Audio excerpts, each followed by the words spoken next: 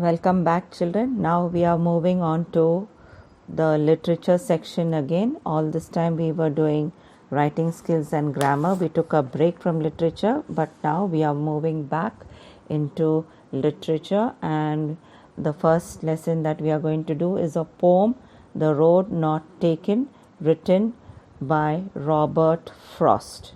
Now, this poem is a poem which it we all can relate to it in one way or the other. Now, I will read out the poem first, and then I will tell you a little bit information about the poet, and then the summary in short, and then I will go on with the detailed explanation of the poem stanza by stanza. Okay, children, now listen attentively. I hope you have also kept your books ready in front of you. You can turn to page 64. It is the 10th lesson in our Magic Place, a book for class 8. Okay, The Road Not Taken by Robert Frost. Two roads diverged in a yellow wood, and sorry I could not travel both.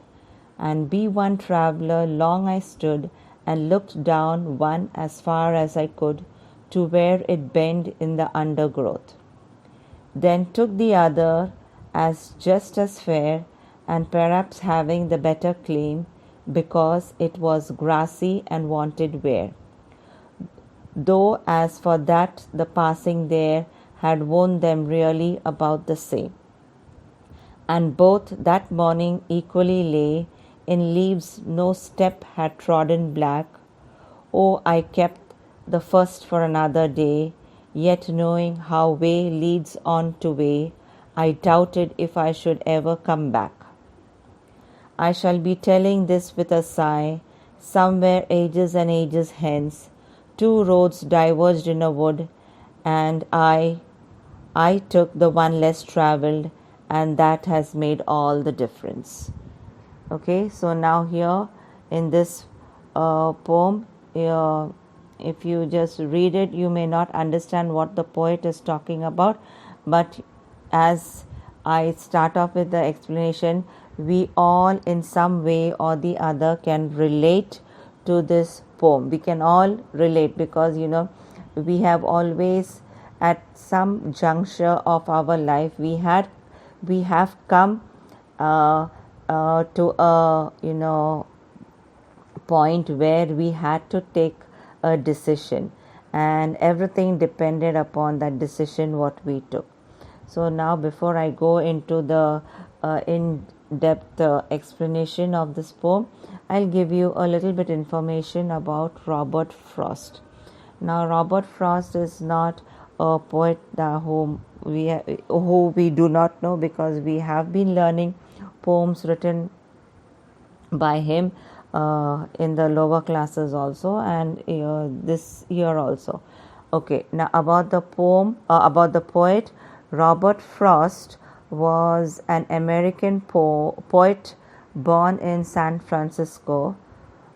Frost grew up in a city. He was unable to earn a degree despite attending college. As a young man with a growing family, he had attempted to write poetry while working on a farm and while doing part-time teaching.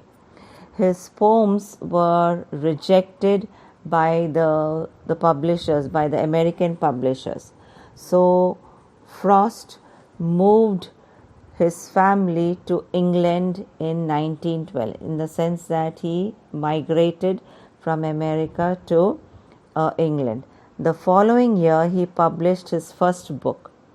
After publishing a second book, Frost returned to America, determined to win a reputation in his own country. After he returned back to his own country, he became the country's best loved poet.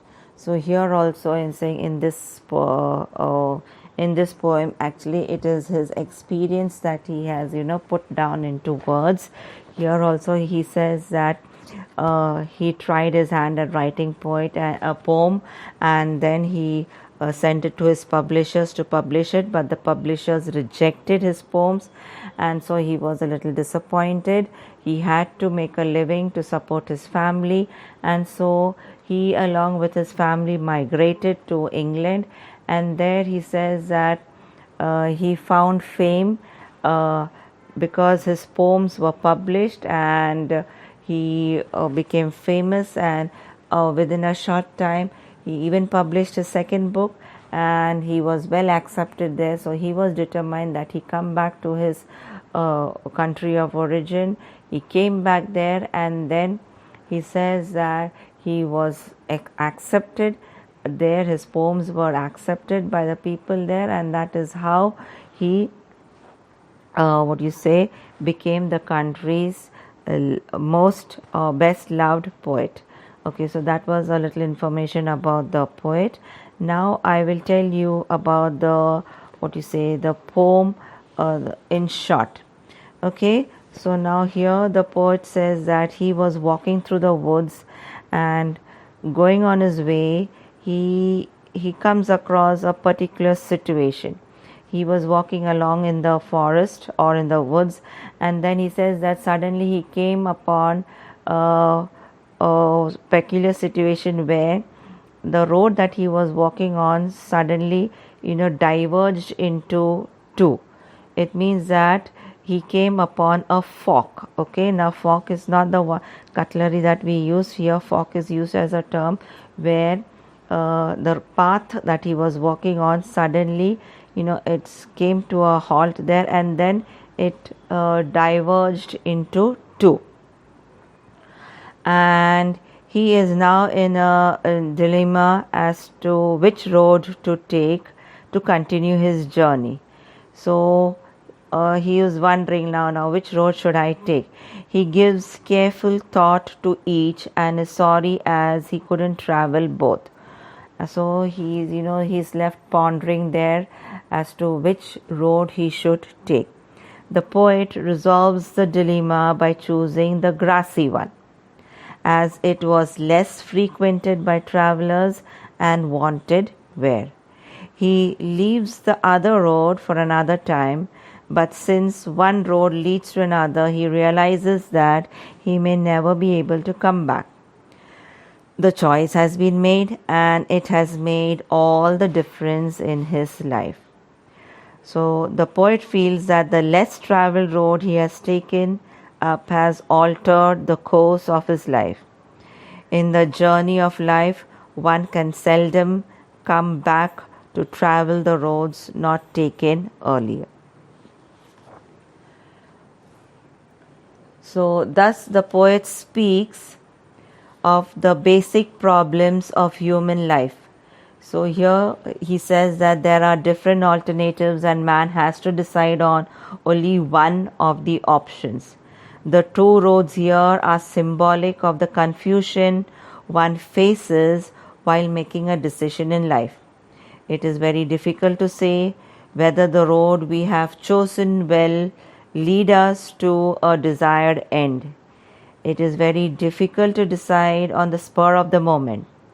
Only the future will reveal whether the decision was taken was a mistake or not. Once a decision has been made, it cannot be undone.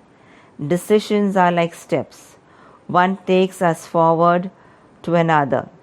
Having reached wherever our decisions or steps take us, we only look back and ruminate on the consequences. We cannot go back and start all over again.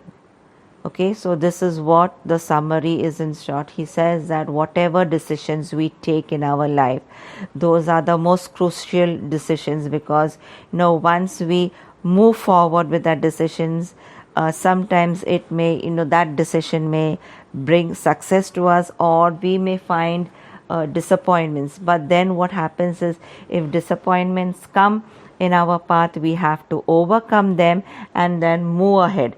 It is not that you be disappointed with it and then give up on life or give up on everything. So he says that those decisions are the most crucial ones. So he says that whatever decisions we take, sometimes it cannot be undone. So we have to be really, really careful with our decisions.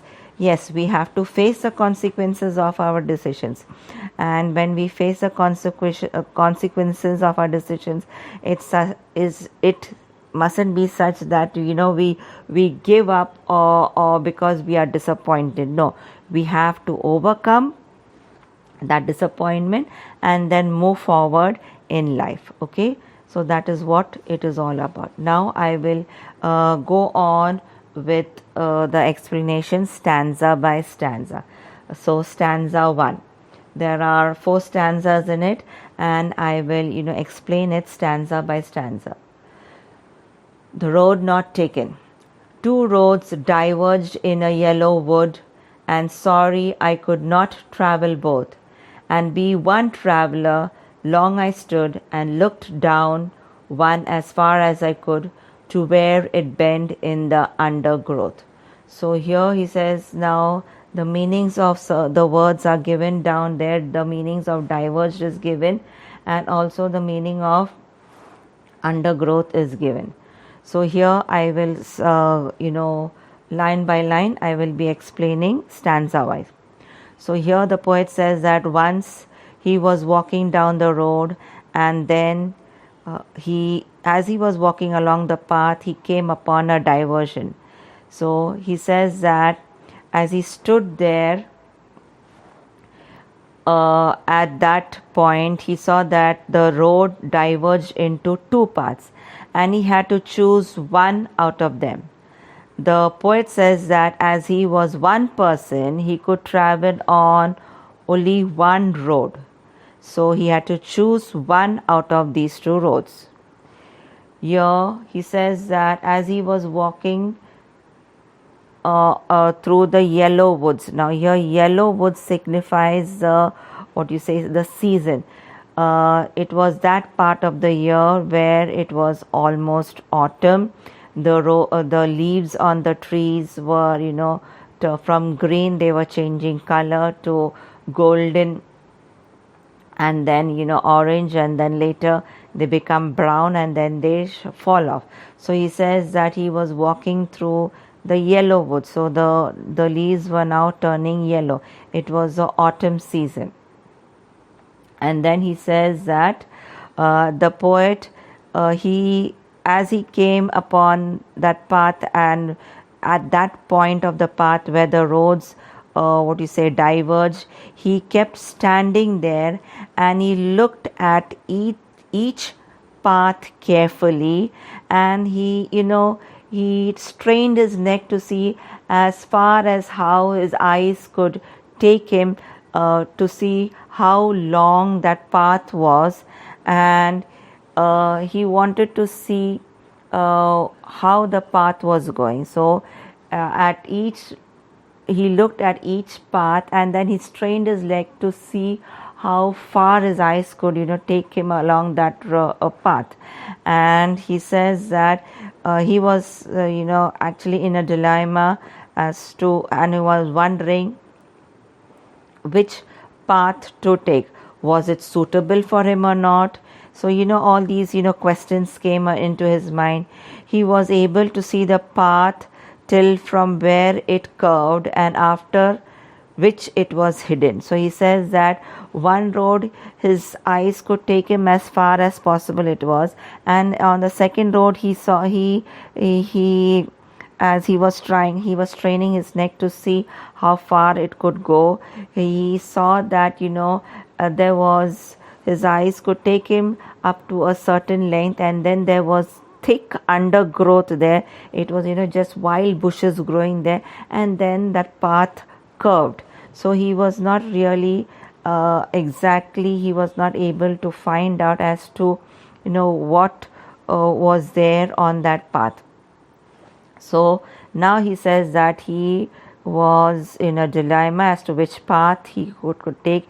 He was only one person, so he could only travel one path at a time, and so he was thinking about the pros and cons, about whether it would be suitable for him or not, and then only he would take a decision as to which path he should choose.